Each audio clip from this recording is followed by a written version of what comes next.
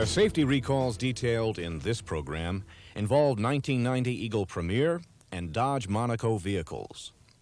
Recall number 475 involves vehicles built in January 1990 only, and recall 476 involves vehicles built from August 2nd, 1989 through December 1989. In both recalls, service is required to prevent the possible separation of the steering column intermediate shaft by installing a revised shaft.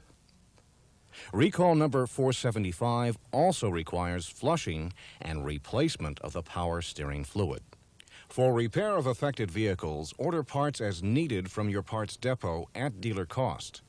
Parts will not be distributed to dealers in advance.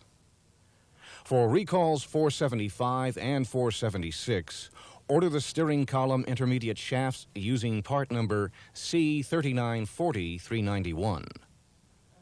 For recall 475 only, you will need approximately 2 quarts of power steering fluid, part number 4549617, or part number 4318056 for each vehicle. Also, 2 hose clamps, part number 2448770, will be required. To begin the service procedure, first separate the upper and lower halves of the slide-apart boot at the base of the steering column to expose the intermediate shaft coupling. Now, turn the steering wheel as needed to inspect the rubber isolation coupling of the intermediate shaft for a daub of green paint. If a green paint daub is present on the coupling, this indicates a good shaft and good fluid, and no further service will be required.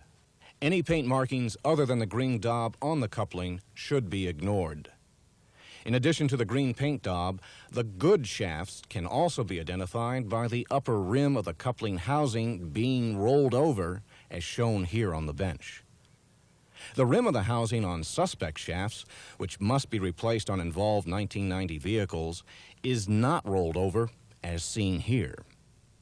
If the green paint daub is not present and the rim of the coupling housing is not rolled over, the shaft must be replaced.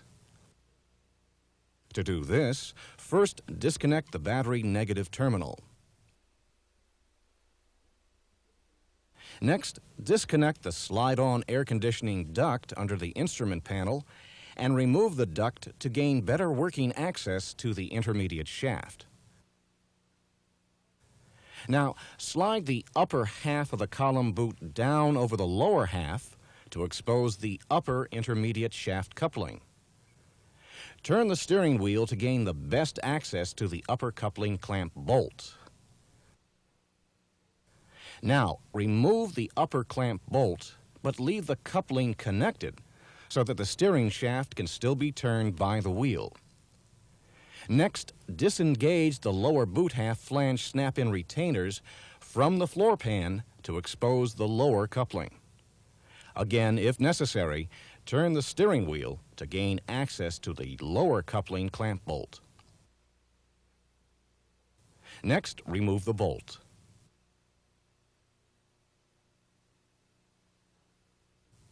Now, disengage the upper coupling from the steering column shaft and slide both boot halves off the shaft.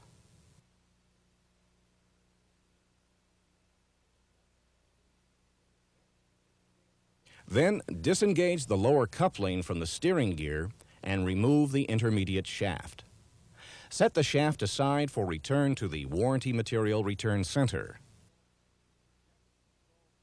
Next, install the new intermediate shaft to the steering column in reverse order of the disassembly.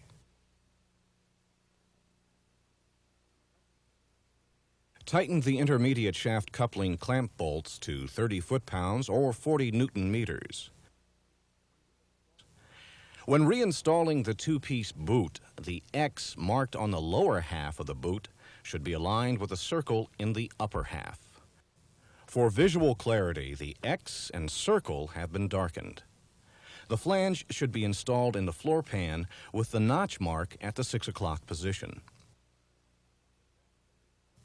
If necessary, correct a slightly off-center steering wheel with the alignment screws located under the horn contact cover, following the minor alignment procedure in the appropriate service manual. For vehicles built during January of 1990, covered under Recall 475, you must also flush and refill the power steering system. To do this, first disconnect the inlet hose from the power steering pump. This is the forward larger hose running from the reservoir. For visual clarity, the air cleaner plenum chamber has been removed. Next, drain the power steering fluid into a suitable container for disposal. After draining, reconnect the hose to the pump and secure it with a new hose clamp, part number 2448770.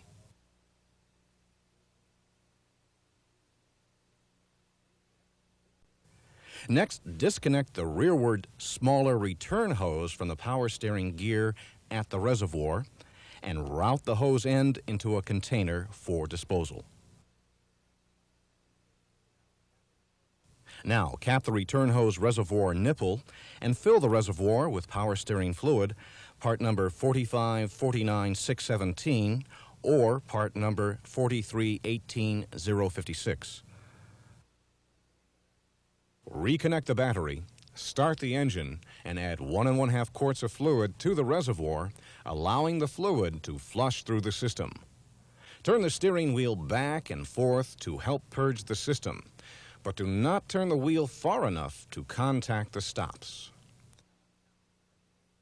Now, turn the engine off and reconnect the return hose to the reservoir and secure it with a new hose clamp, part number 2448770. Next, fill the reservoir with fluid, start the engine, and purge the air from the system using service manual procedures. Finally, if required, check and adjust the fluid level to complete the service procedure. Dealers are urged to give their full support to this important program by serving all involved owners promptly and courteously. For further information regarding this service procedure, vehicle lists, repair parts, and claim reporting procedures, refer to the Dealer Safety Recall Notification Letters, numbers 475 and 476.